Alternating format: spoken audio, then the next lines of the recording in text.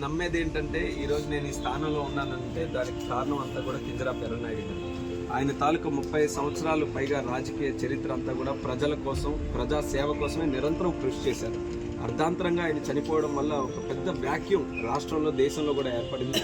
అటువంటి స్థానాన్ని భర్తీ చేయడానికి నేను ఆయన ఇన్స్పిరేషన్గా తీసుకొని మొట్టమొదటి రోజు నుంచి కూడా ప్రతి సందర్భంలో ఎర్రన్నాయుడు గారిని తలుచుకొని నా ప్రతి అడుగు కూడా ముందుకు నడిచింది.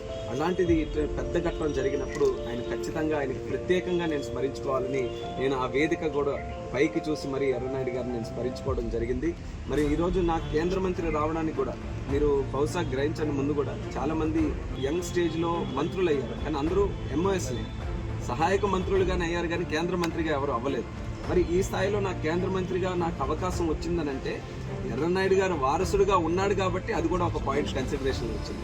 నాకు తెలుసు చంద్రబాబు నాయుడు గారు మోదీ గారికి నా పేరు చెప్పినప్పుడు ఎర్రన్నాయుడు